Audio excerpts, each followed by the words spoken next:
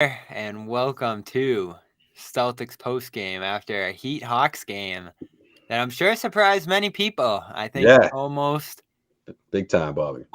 everybody penned in the Heat to move on and play the Celtics in an East Finals matchup. That will not happen. At The least one of us Hawks, is happy. One of us is ecstatic.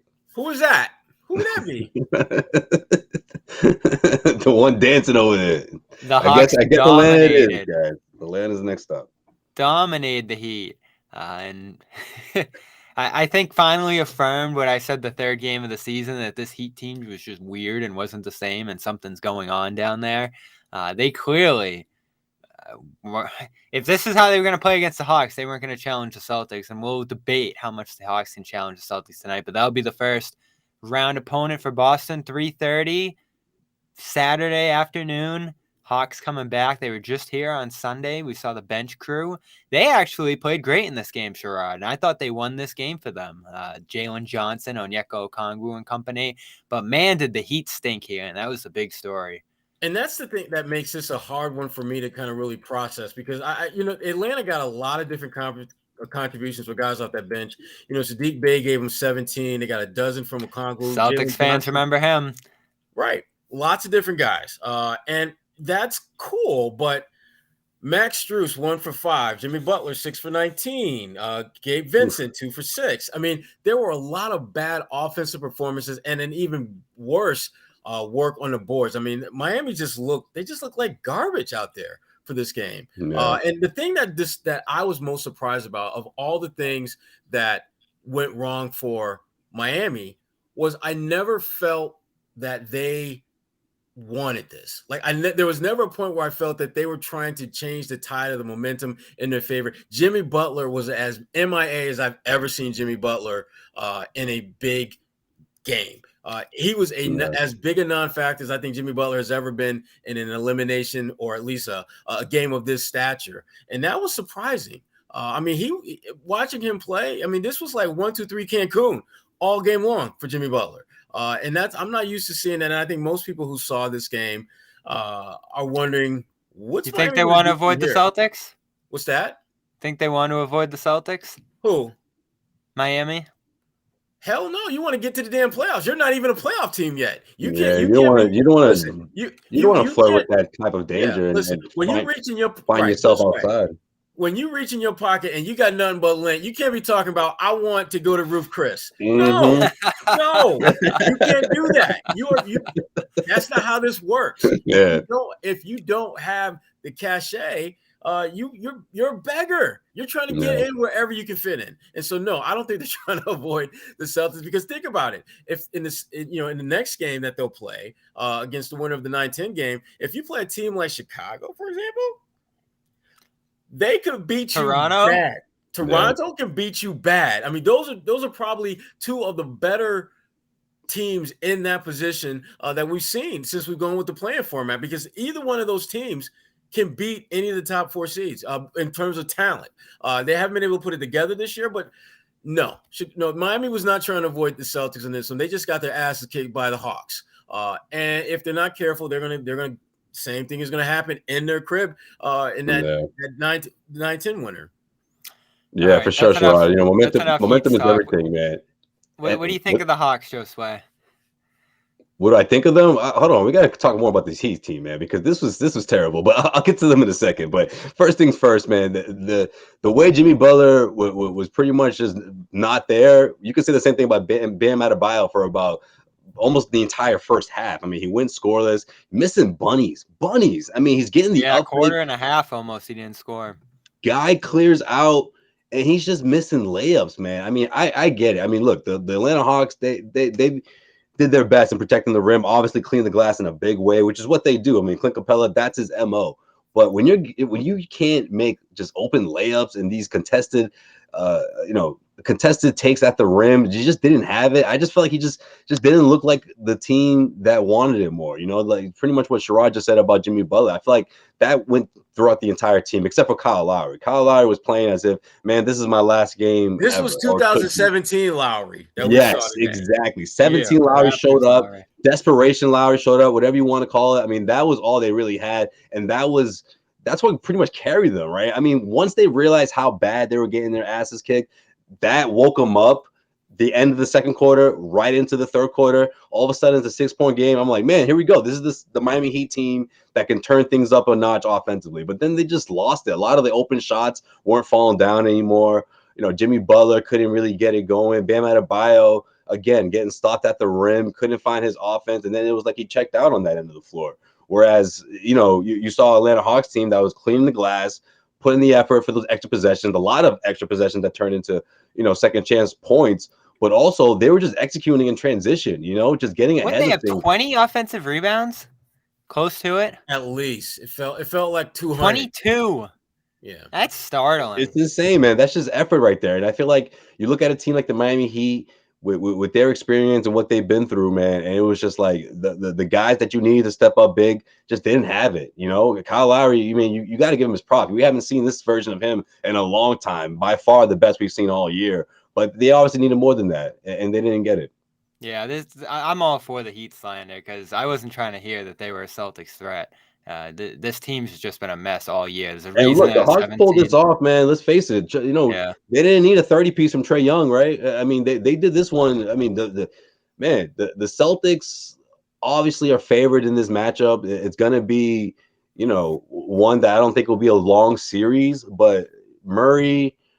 Trae Young gets hot. I mean, it can get impressive. I mean, I'm sure they'll be able to put on a show here. But what we saw tonight against the Heat, man, like you're not gonna see that type of energy from the Celtics, man. So I just don't think that. So that is the one thing I worry about. Just real quick, Celtics fans watching this and thinking like, man, maybe the Hawks are not quite, not against the Celtics team. This is more of the Miami Heat just not showing up, if you ask me. So Amit, and I found it here on our FanDuel Partners website. Throw them up here real quick. Give them a little shout out, fanduel.com/Boston. If you want to go right now to their website, this is how good they are. Celtics Hawks already up there. Celtics minus 850 against the Hawks. Hawks come in at plus 590 for this series. So FanDuel says this one's going to be a blowout, and it's already moving according to Amit. That Celtics action strong. Let me see. I'm still seeing 850 for game one at least. I don't know if that's up yet, but series I'm seeing 850. Amit's talking game one. Celtics -8 for game one according to FanDuel. So head over there. You can bet on that. You can bet on the series. All the series that are getting underway up there now. Knicks, Cavs, Nets, 76ers. Somehow, actually, I think shorter odds than the Celtics one. Yeah. They think the Nets are more likely to compete with the Sixers than the Hawks are here with the Celtics. Suns, Clippers also available. Kings, Warriors. So head over there to fanduel.com/Boston. It's that time of year. NHL playoffs coming up. And game one of the Celtics series getting underway on Saturday. Here we go. My one concern going into this one, and Josue and I talked about this series, the Heat series, possible outcomes. I think we both agreed Boston would sweep this series. My only concern going into it, and I think the Celtics have a lot of advantages here that we'll get into, it's just that intangible thing with Boston. Are they going to show up? Are they going to take this series seriously? Are they going to play with this kind of energy and enthusiasm that the Hawks showed tonight? Or will they get caught like the Heat, slumping a little bit? That's the only thing I can think of, Sherrod. I'm not worried about that. I mean, I'm just going to go. I expect a sweep. I expect them to sweep the Hawks. I mean, and that's not disrespecting the Hawks. It has everything to do with the fact that the Celtics are that much better than them. The Hawks played, I thought, a good game. They did a lot of things that they obviously were hoping to do. Trae Young, I thought, played within himself. But there are things that I saw in this game that if I'm the Boston Celtics, I'm thinking like Miami really missed some golden opportunities to do some things. For example, I didn't feel that they attacked Trae Young as much as they could have. They attacked him once in the first quarter. That's what I'm saying. Once, right. And to me, that's kind of like, playing Atlanta Hawks 101. What do? you go at Trae Young. Mm-hmm. The way that Atlanta was able to really do some good things on the boards, they're not going to be able to have that kind of dominance against the Celtics. I think the Celtics have too many matchups that Atlanta doesn't really have an answer for. When Derek White is on the floor, for example, who's going to guard him? Who's going to guard Tatum? Who's going to guard Brown? One of those three is going to be a problem for you every single game because one of those three is going to be guarded by Trae Young. Yeah. And that's the beautiful thing if you're the Boston Celtics about this particular matchup. There's nowhere that you can hide Trae Young. The lights are on. There's no corners you can scurry under and be out of sight. Hell no. You are there. You can't run. You can't hide. And if you're the Celtics, it's like you don't want to say this is the matchup that you want, but in your heart of hearts, you know damn well this is the matchup that you wanted. And do your best to get it done as quickly as possible because you got bigger fish to fry, right? And look, that's just the way the Celtics have to approach it. You can't look at it any other way. You can't look at it as, oh well, you know, this is the Hawks and we might have dodged a bullet facing the Heat. No, you got to treat them like they're the Bucks, like they have the advantage against you. And you know, it'll be interesting to see how the Celtics do that because they have those mismatches, like you just pointed out, Sherrod. You know, the Atlanta Hawks have the ability to beat you on the glass. But I feel like the Celtics just have so much in their advantage in terms of their offense and what they can do. And of course, we're talking about their defense. If you limit this Hawks team, especially if their shots aren't falling and Murray can't get his offense going and Trae Young is out of it, you know, because of what he's been having to do on the other side of the floor, then that's a recipe for success. I mean, that should be enough for you to wrap this thing up, if not a sweep, in 5 games. And I'm hoping that's the case for the Celtics team because, like I said, man, this is obviously a team with championship aspirations, and it's not going to get easier at all after round 1. So hopefully that's the Celtics team we'll see. And remember, rebounding doesn't become a factor if you're making shots. And against this Hawks team, you should be able to do that because you're going to have favorable matchups, plural, not singular, plural, 1 through 5, bro. 1 through 5. And and think about it, when you go to your bench, okay, Malcolm, he's got the matchup. I'm pretty much anyone they put out there guarding him, you know, and Rob Williams, his ability to, you know, do what Rob does, he's going to help you. So Sam Hauser is knocking down shots like Sam Hauser back in like November, December. So, I mean, you start looking at the things that the Celtics have going on positively, it becomes very daunting to see a scenario where Atlanta can, you know, win a game, let alone win the damn series. And I'm usually kind of pessimistic about that. I'm usually want to give the not so great team at least one victory and a gentleman's sweep. But F the gentleman bullshit. You're better than them. You don't need to be a gentleman to these guys. They're not good enough. You should be able to sweep this team. Yeah, Celtics scored at will in this one. Welcome in, John. What are we doing? Previewing the Sixers? Hawks. Nah, not yet. Yeah. Don't overlook them, John. I said that's what I'm right before about. You got in here, the one thing. Round 2 preview. I'm ready. Zannis off the top rope, people. John, the one thing you worry about in this series, Celtics showing up half asleep on Sunday. I worry only about 2 things in this series, whether it was Miami or Atlanta. Celtics being bored and showing up. I wasn't worried about that against Miami. Kind of whatever. I don't know, but Miami is fun and like distracting and like lots of things, you know, and like, but it is interesting, isn't it? The only thing you can possibly worry about, like in this entire first round, which you're not supposed to, if you're a team with championship aspirations, you don't worry about first round opponents. Okay. So, but it is interesting that the 2 best coaches in the entire East playoff picture were in this game tonight. And you knew that the one thing you're a little anxious about to see how it works is Joe Mazzulla in his first ever playoffs.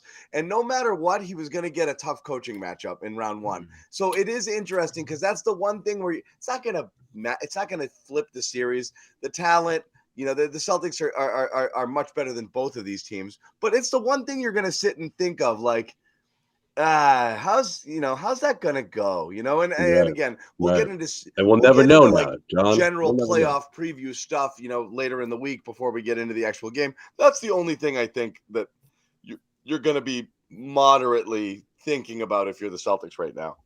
Yeah, I wanted to see how he would do in that type of matchup, right? That was part of it. That was, yeah, you could talk about the players, but the coaching matchup that's always kind of part of it, right? We're talking about Eric Spoelstra. So I wanted to see how he was going to respond to that matchup. And I guess we'll never know. But also, if it's hypothetically now, right? If they were to, let's say it's Celtics and Heat, right?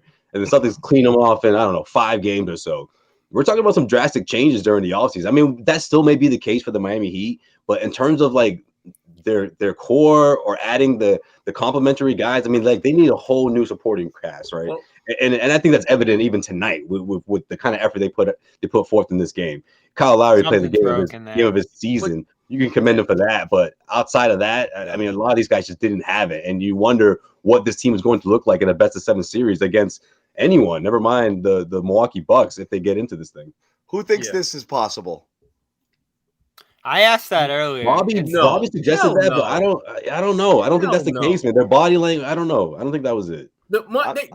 You only duck a team when you actually have a matchup that you want to duck Boston to play Milwaukee. They would have been playing like Indiana in the next game. Yes, if they're like if the 9-10 game was between two teams that you knew damn well if you're Miami that you could easily beat them, then maybe you would think that. But Toronto could kick your ass, and you know this. Chicago could kick your ass, and you know this. Playing with fire. I don't think so either. And what do you're avoiding Boston to go to Milwaukee? Is that much easier? Probably not. No, it's not. Right? It's not. It's not. Yeah, I thought about it for a second, but probably not. They just stink, John. They stink. I've said it all year. Yeah. They're terrible. 26th in offense. Only the tanking teams were worse than them. Brick after brick after brick tonight. It's just like the Nets last year. They had this allure. They had this name. They had the players. But the reality was they stunk. We all know the reasoning behind it, right? Like we all know. We all felt the same thing. It is nothing rational. It's not based on anything real. Like that, we actually thought any of us thought Miami was good. They're just going to make you work. It's the Spoelstra factor, the Jimmy Butler factor. I fear Jimmy Butler more than any other human in the playoffs. I'm serious.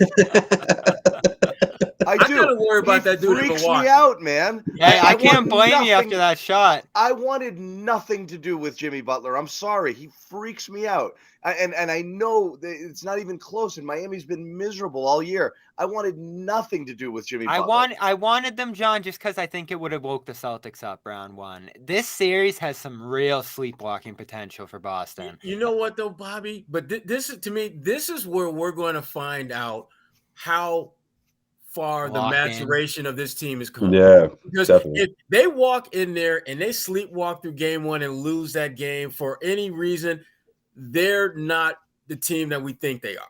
Yeah, no question. What I expect to see in game 1 is I expect to see the hammer. I expect them to win by 20.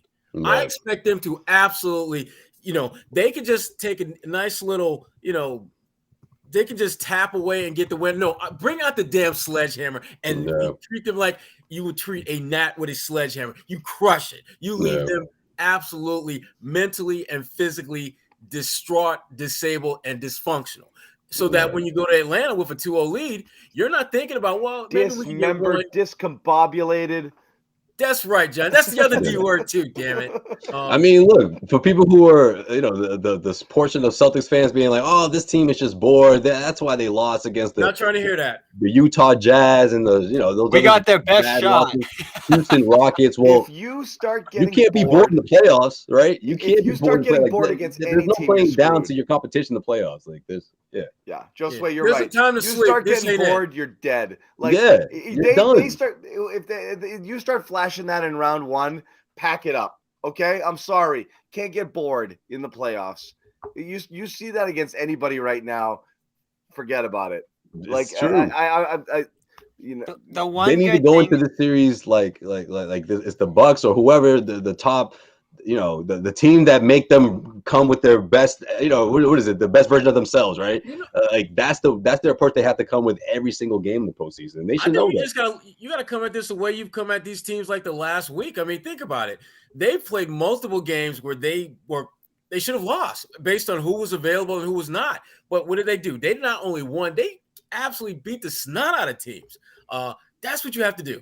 You have to approach these games with the mindset that we're not just trying to win this game. We're trying to send a message to you. We're trying to send a message to our fans. And more importantly, we're trying to make sure the messaging that we have within our group, within our bunker, is clear. We are taking no prisoners. We are trying to kill anything and everyone in front of us. We don't want to just win. We want to absolutely decimate you in the process. They will never take our freedom. And then you charge into battle. You know, the good thing, Sherrod, is painted face. If they do approach the series that way, they will smoke this team. I mean, this team matches up terribly with them.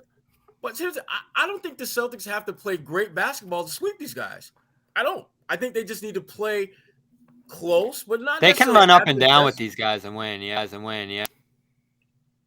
And we saw that in the season. I was going to say, you know, the 2 games between these 2 teams, the one in November was kind of a blow-up, but that more recent one in Atlanta, where Smart got ejected at the end, they were running back and forth all game. And even though the Hawks were scoring, they scored 124, they couldn't keep up.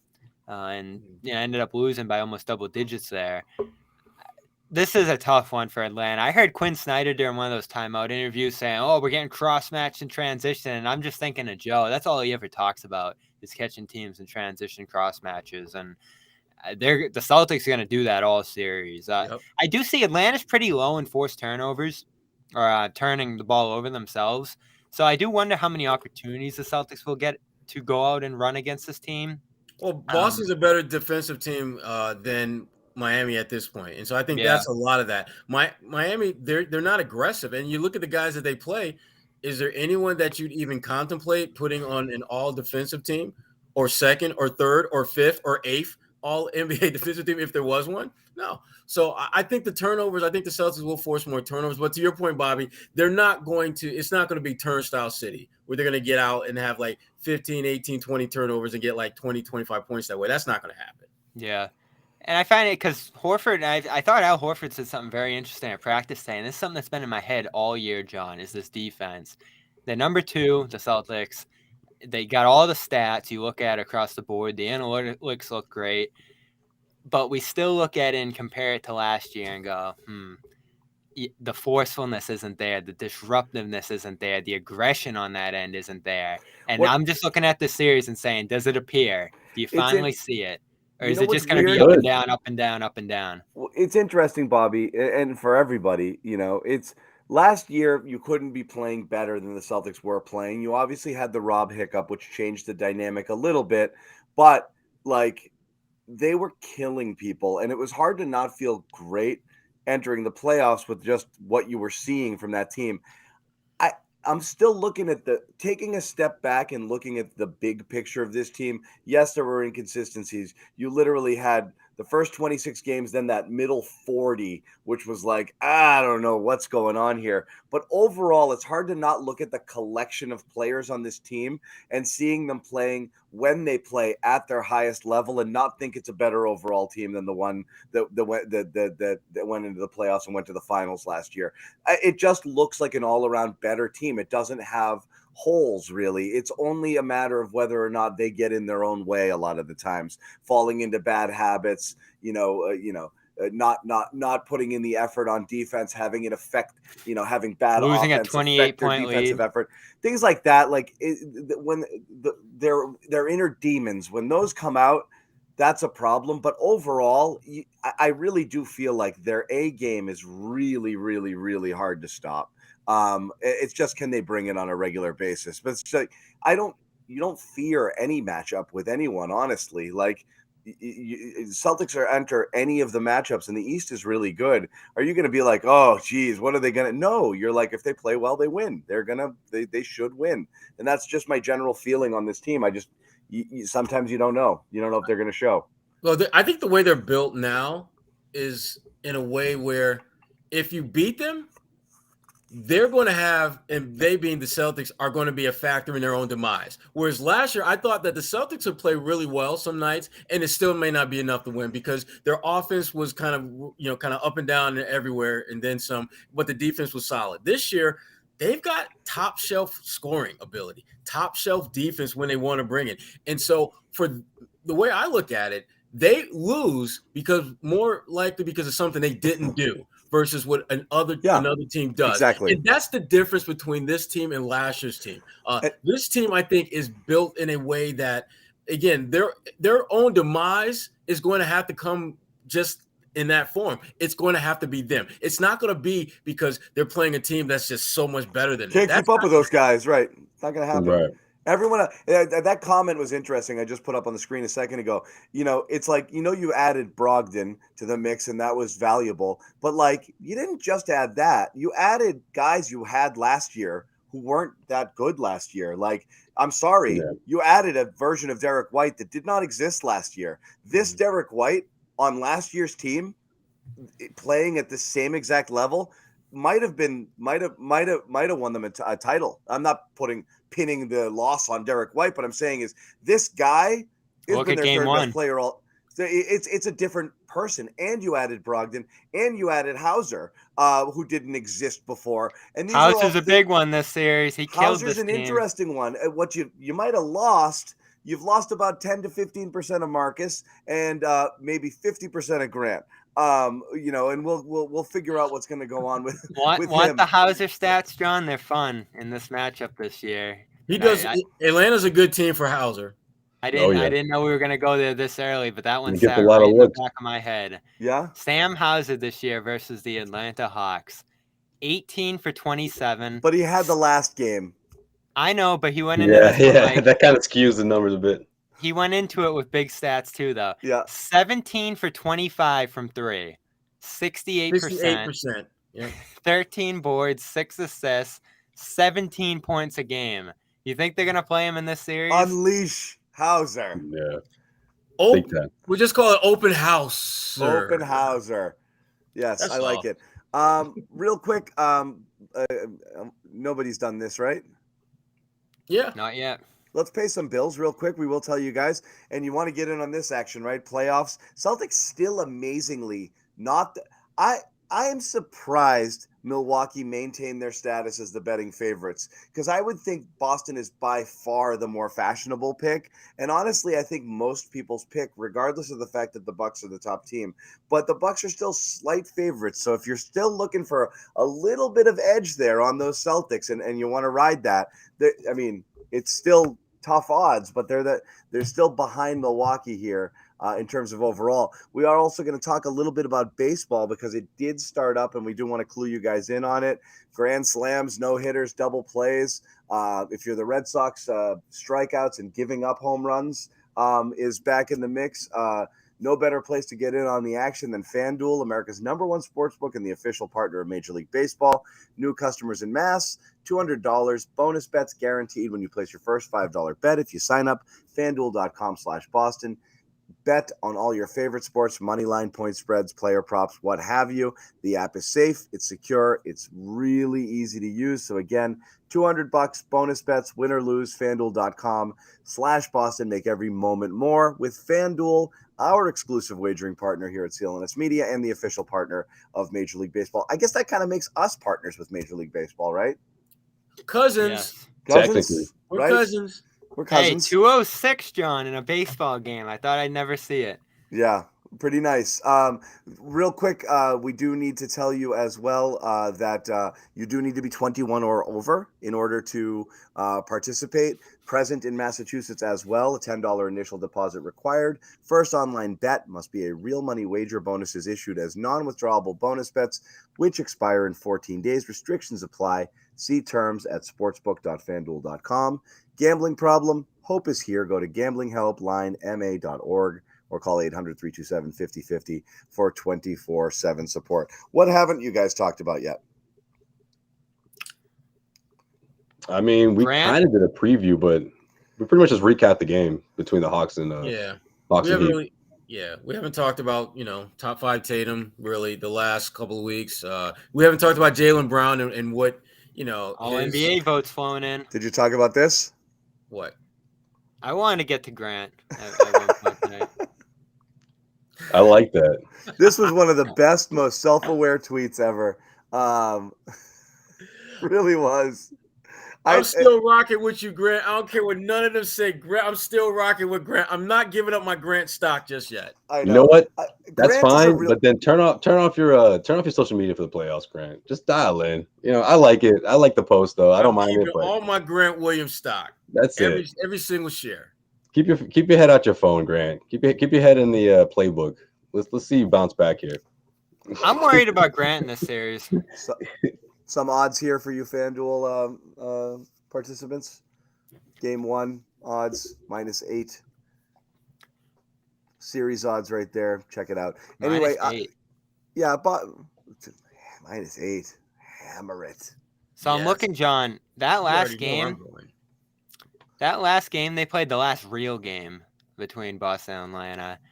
Grant was a DNP. I think that was around that time. Yeah. What date we talking about here? March 11th. That was that Grant stretch that got weird. And how often have we heard Joe say matchups?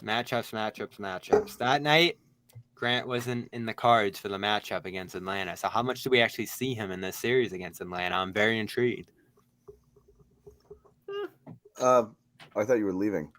Yeah, I was like, damn, Bobby. That was like that, right? Moment. Where the hell are you going? He's gonna go. He's gonna go find Jimmy Toscano. Did you guys get in on Jimmy at all? He responded and he said something in the group chat. No, he's on another show right now. Oh, that's right. No, they rescheduled him. Unbelievable. They rescheduled him. It wasn't. He didn't plan it like that.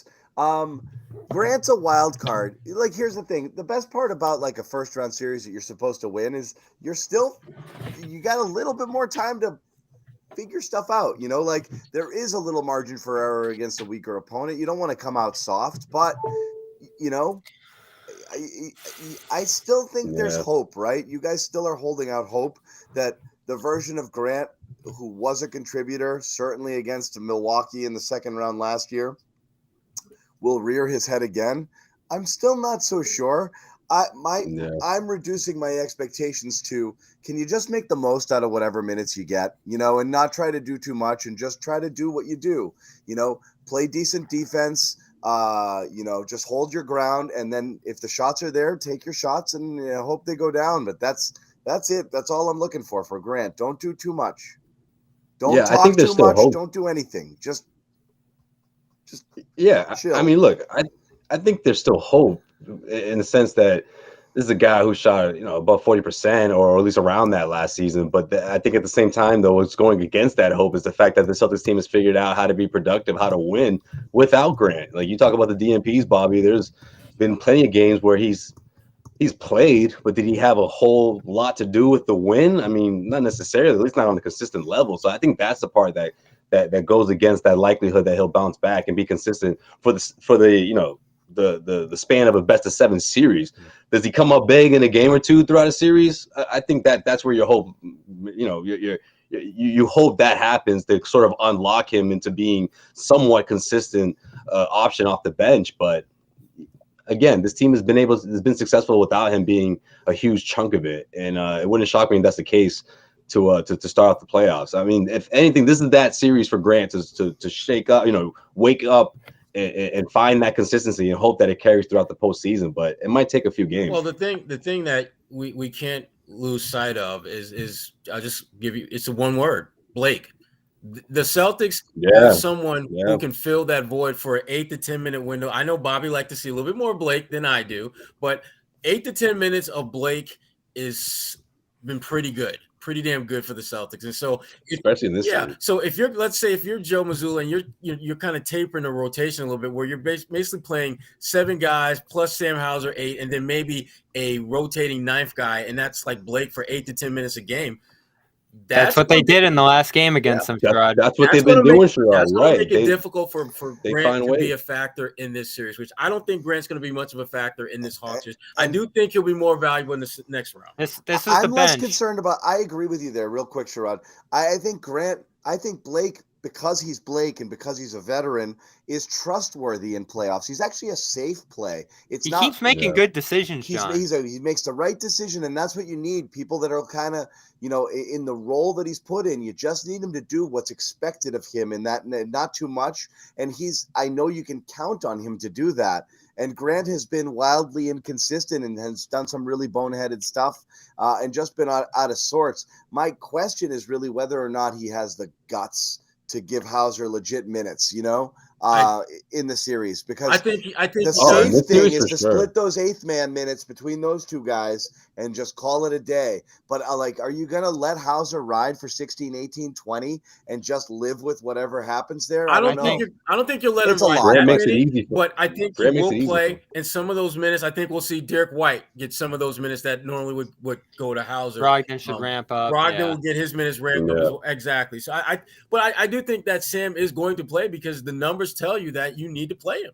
And the results tell you that he should play. How much? That I think that's a good legit question, John. It is, because that's the fear factor. Is you watch them, and here's the thing: is during the regular season, you can have the benefit of okay, go ahead, attack Hauser at your own peril. Get yourself out of your offense, this and that, and you can live with it, even if it does work once or twice. But in the playoffs, if they start to ISO him and get a couple of buckets, is Joe going to get nervous and be like, I got to get him out of there. Because I don't know. You got to. We just haven't seen that happen this year often. It hasn't, but if it does in the playoffs, are you going to get cold feet fast? I don't know if I can risk this, because it's playing Hauser legit minutes when you know that, defense matters a lot in the playoffs, and watch him get eaten up on a possession or two, which again didn't happen in the regular season.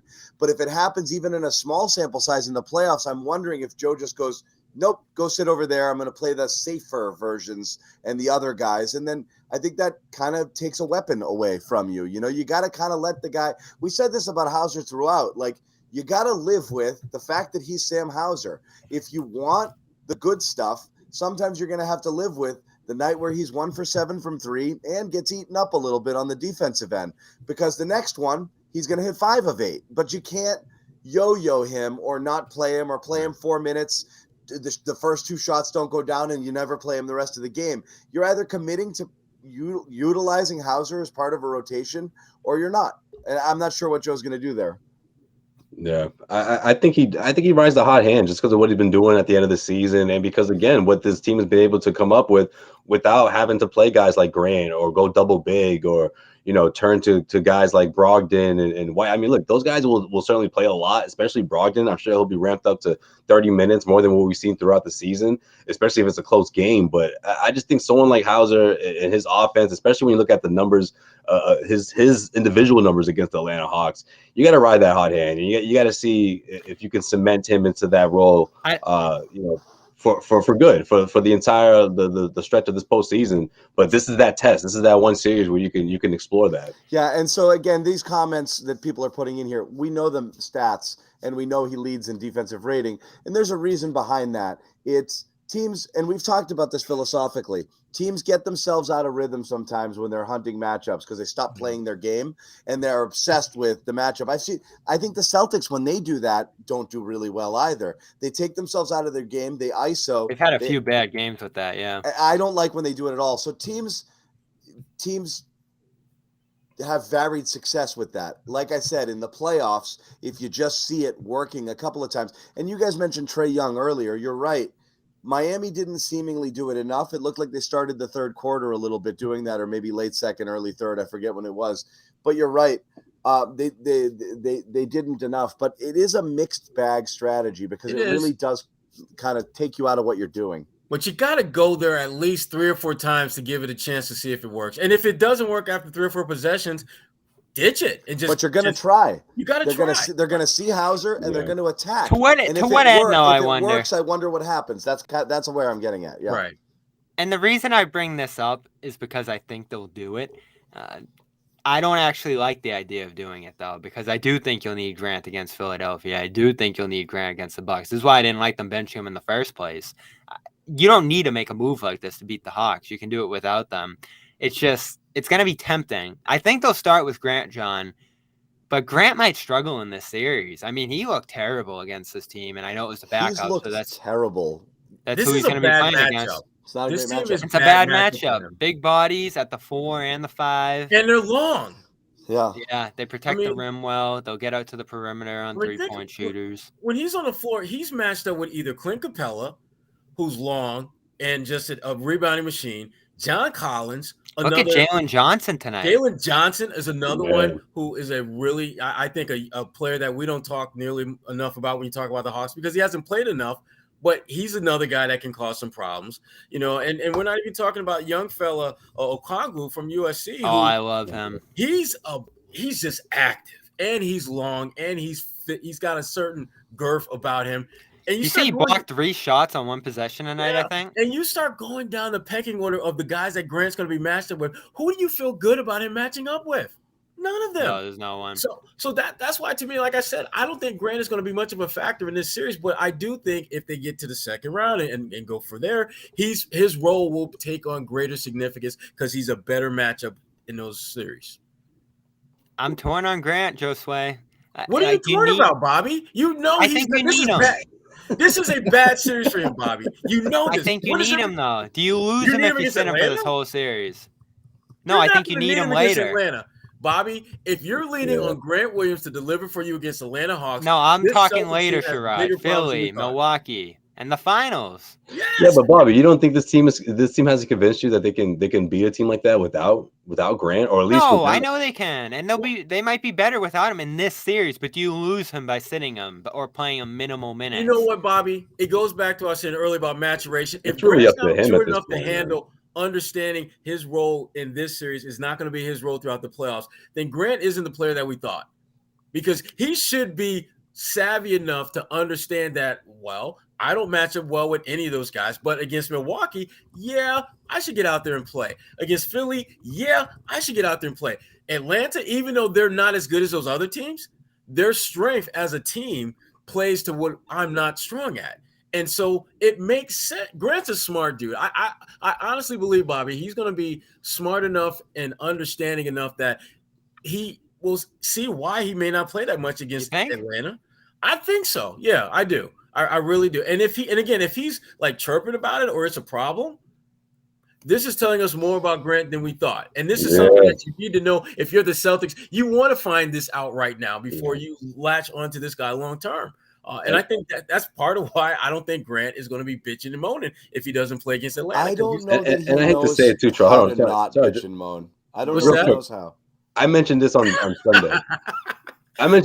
Man. If he gets on the floor, he's going to bitch and moan to the refs. That's a given. We know that. But that's exactly what I was going to talk about, because what he did on Sunday, that pouting when he stood on the ground. Josue hated his game on Sunday. You're one of the few players out there we were there.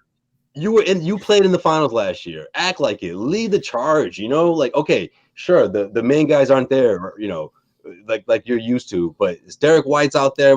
You guys should be able to lead that group. I just feel like Grant feelings at that moment. He showed poor leadership, man. You showed poor leadership. Grant flew too close to the sun last year. Okay, he did. He had that big game against Milwaukee. Gets to the finals. Goes to Draymond's wedding. Thinks he's in the club. Kind of got a little bit ahead of himself. Like, just flew too close to the sun, and he really kind of came crashing down. But can he reinvent himself? Can he go back to the? I think they need him, John. I still think Draymond put him in his place, man. It all started then, if you ask me. Here's my Josue. But Draymond was like, "What are you, Tatum's +1?" Josue, you just said it. I swear I didn't. Slander. I'm who you want to be. Okay, I'm your goal. Like, come on. Josue, you said Mr. it. Miyagi. Is that what you said? Yeah, right. You said something interesting, Josue. Wax on, wax off. For real. You said, do you find something in this series with Hauser that could last the length of the postseason? That'd be great. I don't know if it happens, though. I think this matchup's great for him. Philadelphia, I don't know. Milwaukee especially. I don't know about Hauser in those matchups. Wouldn't surprise me that the minutes that Grant and Sam played flip-flopped. from one series to the next. Would not shock me because, again, this is what championship teams can do. You have the ability to have players who have certain roles against certain teams and maybe less significant roles against others. But the issue is, do you have talent that can address the needs that you have against a particular opponent? Against Atlanta, I think you do need to have guys out there who can knock down shots more so than you need the things that Grant Williams brings to the table. And against Philadelphia and Milwaukee, yeah, you want Sam out there for a little bit, but I think Grant's role and presence will be greater because of what he brings from a defensive versatility standpoint against some of the bigs on those respective teams. And at the end of the day, players have to not only talk about it, but they have to be about the team. They can't just talk about it's all about winning. That's all I care about. When in fact, deep down inside, it's like I care about that as long as I'm playing. Right. Because if that's what they're really feeling, then we got problems. We have big problems. But I think both Sam and Grant are the type of players that understand that they're not gonna get burned every night. And they shouldn't get burned every night because they're not built as players to be universally impactful regardless of the opponent they play. Derek White, it doesn't matter who you play, Derek White's going to help you. Malcolm Brogdon, he's going to help you. You start going along your top 6, top 7 players, they have that universal impact that they can bring to the game. But Grant, Sam, Blake, Muscala, you've got basically everyone from 8 on down has a very specific role where they can be. I hope you're right, Sherrod.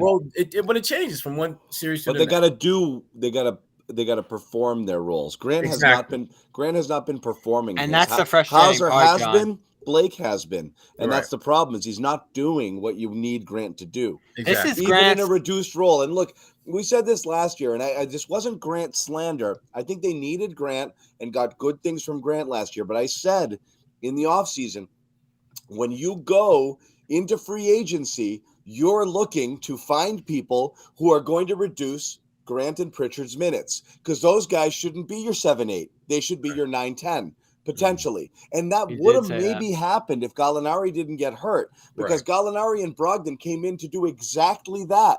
And that's it. You cannot have rotations much deeper than 9 in the NBA with people who need minutes because they're going to John, I'm not sure he's going to play in this series. They're going to start chirping at each other. So Grant's barely hanging on to that. He entered the season not realizing he's barely hanging on to that last bottom of the rotation spot. And a guy, and he was lucky in the early going because Rob wasn't playing and he got some minutes. But he's the back end of the rotation sort of guy. He's got to just play his role. What's up, and the bottom line, John, with him is that he has not maximized the opportunity that he was given.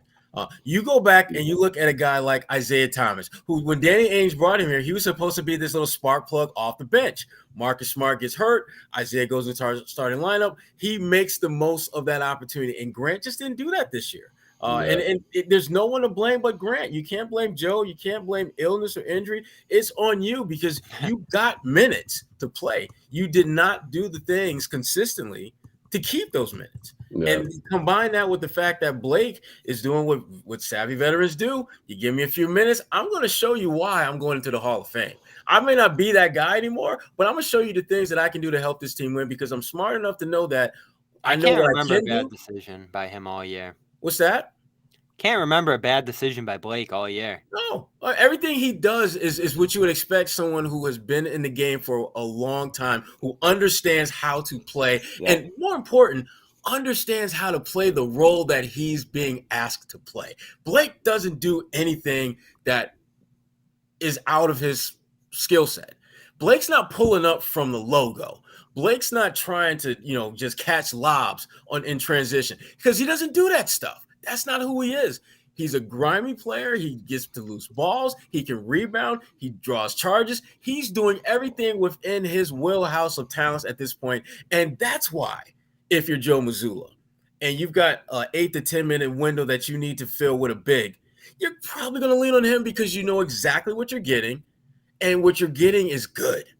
It's good. Yeah. Grant sees minutes.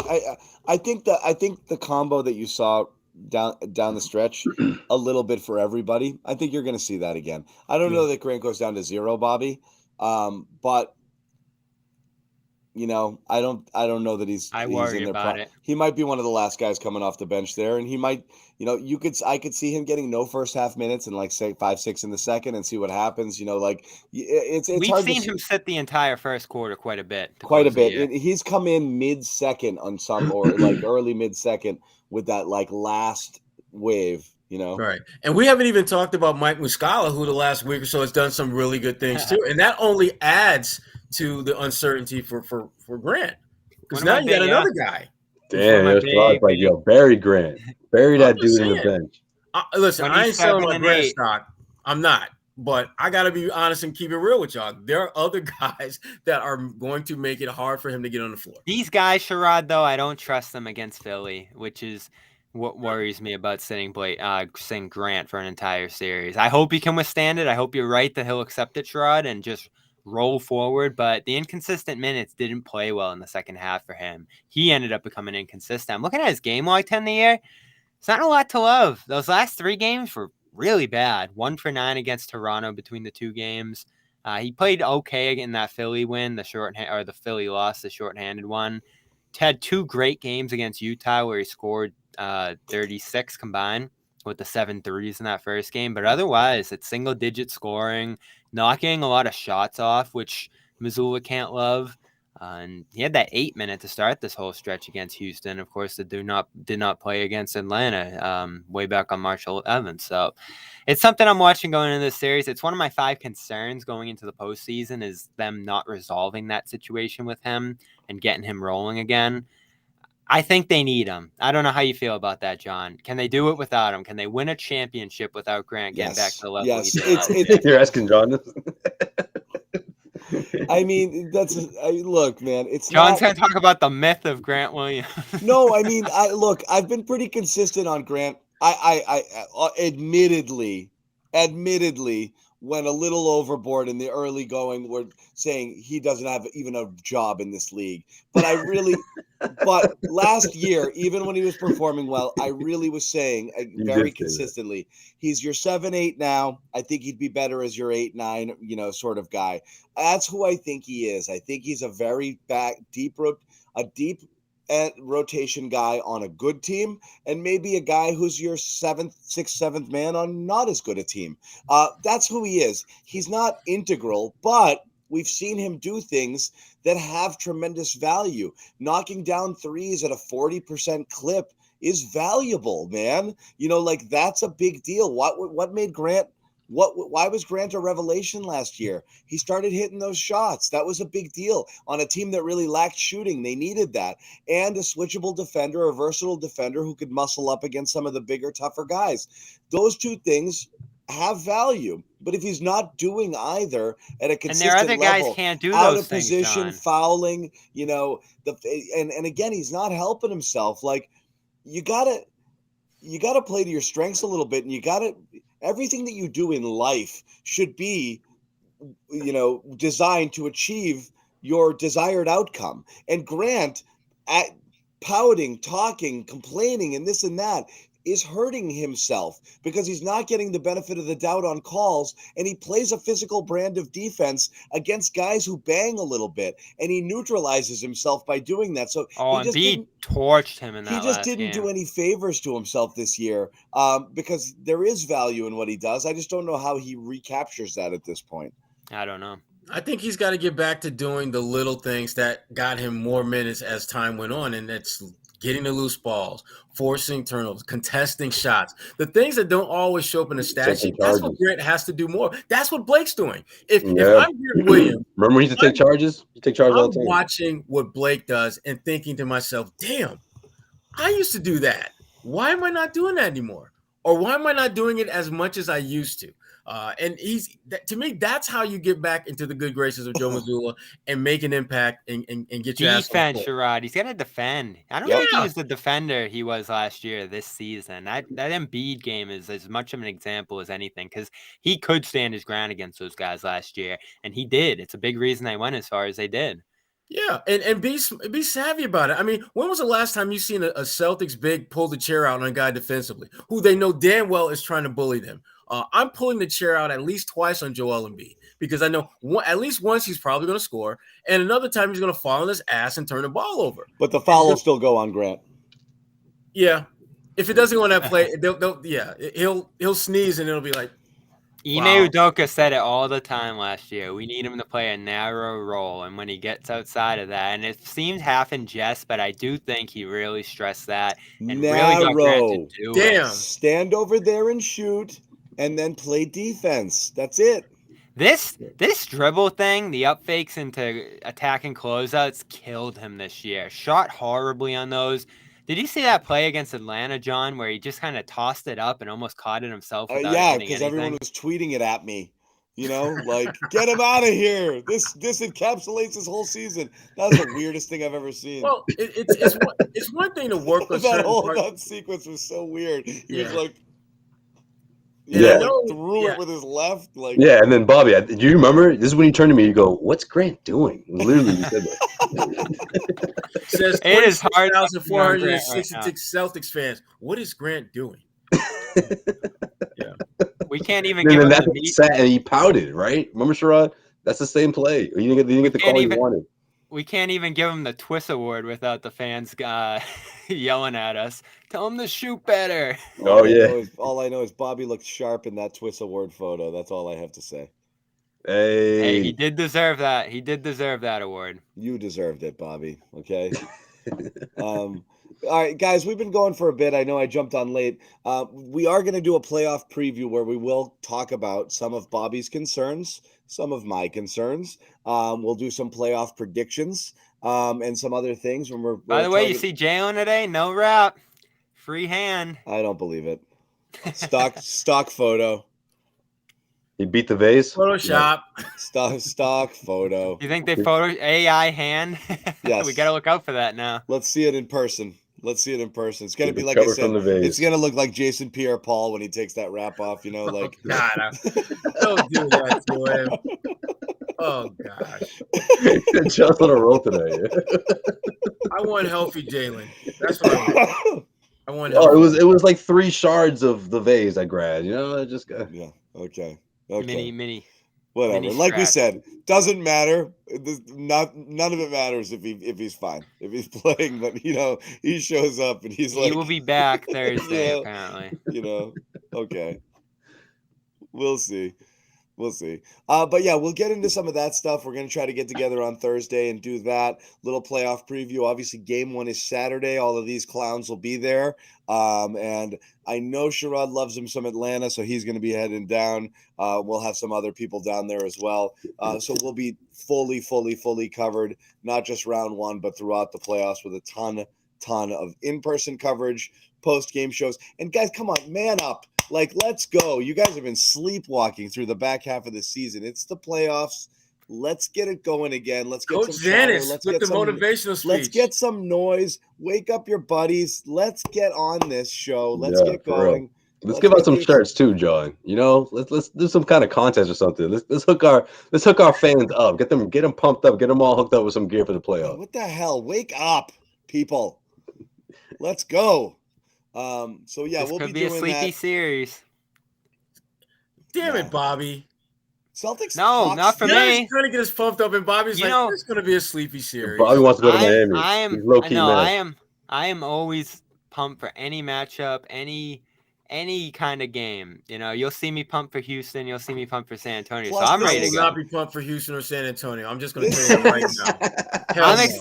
I'm concerned about the team sleepwalking here, and I'm concerned about the chat sleepwalking. I've never been to San Antonio. Wake up, guys. All right, you want me to get you guys fired up? This series is advanced scouting for when Jalen doesn't get all NBA, figuring out how we're going to do this Atlanta trade in the offseason, okay?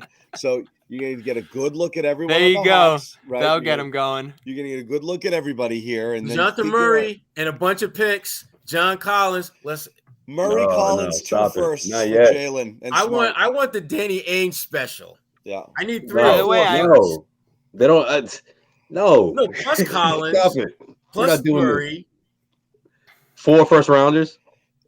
Hey, let me interrupt this. Danny Ainge Murray special. Collins 2 firsts. Jalen and Smart. The chat just reminded me. What? I didn't mention Cornette yet tonight, but he did have a Damn it, 15-point Bobby, game and you against just did Atlanta. Who wrote that? Who the fuck? 15-point game against Atlanta earlier this year. In Why fact, did it they was put the that in last the chat? matchup. 7 for 7. I think he was throwing down reverse dunks in that game, remember? Who could forget? Is that when you went Stromile? He might have went I Stromile. think it that was night. Stromile in that one, yeah.